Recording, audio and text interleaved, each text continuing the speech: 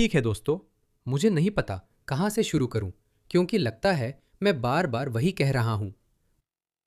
हर हफ्ते मैं मेलबर्न पर एक वीडियो बना रहा हूं, और वो भी सही वजहों से नहीं। मेलबर्न बदल गया है। सबसे रहने योग्य शहरों में से एक होने से लेकर अब शायद रहने लायक भी नहीं रह गया है। इसे देखिए, तो पिछले हफ्ते बुधवार या गुरुवार को मैंने एक वीडियो बनाया था, उसके बाद वीकेंड में, और आज सोमवार है। मेलबर्न में घरों में जबरन घुसने की 3 हिंसक घटनाएं हुई है। ठीक है, मुझे यह कहने दीजिए कि हम में से जो लोग मेलबर्न के पुराने अच्छे दिनों को याद कर सकते हैं, मेलबर्न पहले ऐसा नहीं था। और मेरे पास आपको दिखाने के लिए कुछ आंकड़े हैं, लेकिन उससे पहले मैं आपको दिखाता हूं। मेलबर्न से एक दिल दहला देने वाला वीडियो। चैनल 7 की यह ताज़ा खबर घर में जबरन घुसने की एक और घटना के बारे में है, और इसमें हमेशा की तरह वही लोग शामिल हैं। माफ कीजिए, मैं अंधा नहीं हूं। मैं देख सकता हूं, और मैं रुझान भी देख सकता हूं। और सच बोलना नस्लवादी नहीं है, चाहे वो नस्लवादी भी हो, मुझे फर्क नहीं पड़ता, क्योंकि मैं मानता हूं कि सच बोलना हमेशा जनता के हित में होता है। मैं आइवनहो ईस्ट में एक घर के बाहर लगे साइन बोर्ड के पास हूँ। मेलबर्न में न रहने वालों को बता दूं, आइवनहो यहाँ के सबसे पॉश इलाकों में है। मैं आइवनहो ईस्ट में उस घर के पास हूँ जहाँ कल सुबह करीब 5 बजे 4 नकाबपोश गुंडे घुसे और परिवार को डराया। उन्होंने इस गेट को फांदकर प्रॉपर्टी में प्रवेश किया। मैंने अपनी बेटी को पकड़ा और कहा, मम्मी के साथ बेडरूम में जाकर दरवाजा बंद कर लो, और जब तक मैं ना खोलूं बाहर मत आना। जब तक वे यहाँ पहुंचे, ऑस्ट्रेलियाई लोगों को जीवन मृत्यु के फैसले लेने पड़ रहे हैं। क्यों? सोचिए, आप अच्छी जिंदगी जी रहे हैं, अचानक आपकी जिंदगी बिखर जाती है। कोई जोर जबरदस्ती से अंदर घुसने की कोशिश करता है, और जाहिर है आप सबसे बुरी आशंका करते हैं। आप सोचते हैं कि वे आपके परिवार वालों को आपकी आंखों के सामने मार डालेंगे और काट डालेंगे, और आपकी जिंदगी वहीं खत्म हो जाएगी। कोई भी इसके लिए योजना नहीं बनाता, लेकिन अब हमें इसके बारे में सोचना होगा। जब तक वे लोग यहाँ पीछे के दरवाजे तक पहुंचे, तभी परिवार के पिता ने उनका सामना किया। वे जोर जोर से चिल्ला रहे थे, उन्हें पीछे हटने के लिए कह रहे थे। अब इसकी मरम्मत की जा रही है, लेकिन वे अपनी मछेटी, उसके ब्लेड और पिछले हिस्से का इस्तेमाल करके इस कांच को तोड़ने में कामयाब हो गए थे। मेरा पहला ख्याल था, आज रात कोई भी मेरी बेटियों को छू नहीं पाएगा।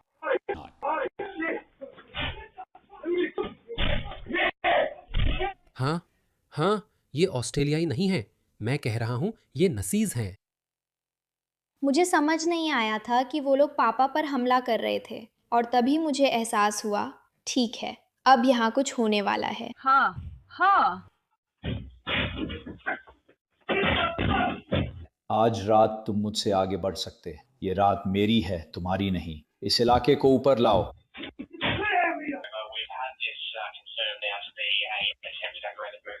मिरांडा में 14 से 15 साल के 4 लड़के गिरफ्तार हुए। मिरांडा, वे मिरांडा से इवान हो गए। मैं आज मेलबर्न चिल्ड्रंस कोर्ट में पेश होंगी। परिणाम नहीं है, उस अपराध के लिए कोई सजा नहीं है जिसने अब हमारी जिंदगी हमेशा के लिए बदल दी है। वे बस बाहर आ जाएंगे, वे एक दिन भी जेल नहीं जाएंगे। हाँ, वे बच्चे हैं, लेकिन कैसे बच्चे हैं? मैं मूल्यों से यही मतलब रखता हूं। मूल्य और संस्कृतियां मायने रखते हैं। अगर आप तीसरी दुनिया की हिंसक संस्कृतियों से लोगों को लाते हैं, तो उनके बच्चे जादू से ऑस्ट्रेलियाई नहीं बनेंगे। ऐसा नहीं होगा। ओह माफ कीजिए, क्या आपको लगा कि बस इतना ही था? मैं आपको एक और दिखाता हूं। यह घटना जिलोंग में हुई, जो मेलबर्न से 1 घंटे दूर विक्टोरिया का दूसरा सबसे बड़ा शहर है। 6 तक हथियारबंद हमलावरों के एक समूह ने लारा के एक निर्माण स्थल पर कथित तौर पर मशेटी से हमला कर 2 निर्माण मजदूरों को भयानक चोटें पहुंचाई हैं। ऑस्ट्रेलियाई लोग मशेटी का इस्तेमाल नहीं करते, मैं आपको बता रहा हूं, ये ऑस्ट्रेलियाई नहीं है। ये ऑस्ट्रेलियाई नहीं है। मैं आपको घर में हिंसक घुसपैठ की एक और घटना, इस बार स्प्रिंगवेल में दिखाता हूं। स्प्रिंगवेल मेलबर्न के शीर्ष उपनगरों में नहीं गिना जाता, फिर भी हमें इसे नई सामान्य स्थिति मानने को कहा जा रहा है। लेकिन माफ कीजिए, हमें इसे नई सामान्य स्थिति के रूप में स्वीकार करने की जरूरत नहीं है, क्योंकि हम जानते हैं कि क्या होता है जब आप बस सिर झुका लेते हैं, सरकार की कहानी को स्वीकार कर लेते हैं, अपने काम से काम रखते हैं, विरोध नहीं करते। फिर हम जानते हैं कि क्या होता है। आइए लंदन को देखें। हर एक दिन लंदन में मैं ऐसे वीडियो देख रहा हूं जिसमें विदेशी संस्कृतियों के लोग सड़कों के बीचों बीच दिन दहाड़े एक दूसरे पर हमला कर रहे हैं। मुझे नहीं पता कि मुझे यह कहना चाहिए कि यह ऑस्ट्रेलिया में भी होने वाला है या नहीं, क्योंकि इसे देखिए, 4 दिन बीत चुके हैं और 3 हिंसक मछेती हमले हो चुके हैं, सभी के सभी। खैर, मुझे खेद है कि वे आपको जातीयता के बारे में नहीं बताते, लेकिन मैं बस मान लेता हूं। अगर ये पैटर्न में फिट बैठता है, अगर ये मछेती हमला है, अगर किशोर है, अगर वे स्की मास्क पहने हुए हैं, तो मैं मान लूंगा और मैं यही कहानी आगे बढ़ाऊंगा कि वे या तो सूडानी हैं या सोमाली, वे किसी तरह के अफ्रीकी हैं। मैं यही कहूंगा, हमारे साथ ईमानदार रहिए। मुझे रिसर्च के दौरान अभी पता चला कि 2018 में पुलिस ने अपराधियों की जातीयता दर्ज करना बंद कर दिया था। क्यों? शुभ संध्या। स्प्रिंगवेल सड़क पर जांच अधिकारी घर में हिंसक घुसपैठ के बाद इकट्ठा हैं, जिसमें हथियारबंद लोग घर का दरवाजा तोड़कर अंदर घुसे और डरे हुए निवासी का अपहरण कर लिया। उन्हें लगता है कि कुछ दिनों में दूसरी बार इस घर को निशाना बनाया गया है। इज़ाबेल क्विनलन इस विशेष रिपोर्ट के साथ। एक खौफनाक और निशाना बनाकर किए गए हमले में हिंसक घुसपैठ। इलाके में बहुत सारे पुलिस वाले थे, करीब 7 पुलिस गाड़ियां थीं, बहुत सारे पुलिसकर्मी थे और सभी घरों को टेप से घेर दिया गया था। सुबह के शुरुआती घंटों में 3 अपराधियों ने इस स्प्रिंगवेल घर में रहने वालों पर घात लगाकर हमला किया। अंदर मौजूद 2 पुरुषों को बुरी तरह पीटा गया और खून से लथपथ कर दिया गया। फिर उनमें से एक का अपहरण कर लिया गया और उसे क्रैनबर्न नॉर्थ की एक और संपत्ति पर ले जाया गया, जहां बाद में उसे छोड़ दिया गया। एक बहुत बड़ा खून का निशान है जो पूरे रास्ते सड़क के अंत तक जाता है, जो शायद कम से कम 1 किलोमीटर लंबा है। 54 और 35 साल के 2 पुरुषों को गंभीर चोटों के साथ अस्पताल ले जाया गया। घटना के समय घर में मौजूद एक महिला को भी सदमे के इलाज के लिए ले जाया गया। सच कहूं तो हम सब थोड़े परेशान हैं। हाँ, शक भी है। यहाँ आसपास बहुत सारी गैंग्स भी है और गैंग हिंसा बढ़ रही है। वाइपर टास्क फोर्स के लगभग आधा दर्जन अधिकारी इलाके के घरों पर दस्तक दे रहे थे, जबकि फोरेंसिक टीम घटनास्थल पर सबूतों की जांच कर रही थी। ये जानने की कोशिश कर रही थी कि इस बर्बर हमले की वजह क्या थी। ये बहुत चिंता की बात है, क्योंकि ऐसा लगता है कि यहाँ आसपास ये काफी हो रहा है। ठीक है, अब इज़ाबेल के पास चलते हैं, जो आज रात स्प्रिंगवेल में है। इसे ये दूसरी बार उस प्रॉपर्टी पर हमला हुआ है। क्या पुलिस को वजह पता है? ये अभी भी जांच के दायरे में है अलीशिया, क्योंकि ये हमले कुछ ही दिनों के अंतराल में हुए हैं। लेकिन जांच अधिकारियों का मानना है कि ये निशाना बनाकर किया गया है। वे अब भी आज शाम फोरेंसिक टीम के साथ प्रॉपर्टी पर हैं, जिन्होंने घर में समय बिताकर अधिक से अधिक सबूत जुटाए, क्योंकि तीनों अपराधी अभी फरार हैं। अलीशिया, ठीक है, धन्यवाद। अभी भी फरार है, जाहिर है। मैं आपको सिडनी वॉटसन का एक ट्वीट सुनाता हूं। मैंने पहले भी कहा है और फिर कहूंगा, ऑस्ट्रेलिया में कभी घर में घुसपैठ, कार जैकिंग, कार चोरी या माचेते से हमले जैसी गंभीर समस्या नहीं थी, जब तक उसने सूडानी और सोमाली लोगों को आयात करना शुरू नहीं किया। नस्लवाद के आरोप को नहीं बदलते। ये चैनल 9 की रिपोर्ट है, उसी इवानहो पर। घर में घुसपैठ। वे सुबह से पहले आए। 4 नकाबपोश लोग परिवार के पिछवाड़े में चुपचाप घुसते हैं। आराम की जगह डर बन जाती है। कांच के दरवाजे के पीछे घर का मालिक जो चिल्ला रहा है, जबकि किशोर मछेती से अंदर घुसने की कोशिश कर रहे हैं।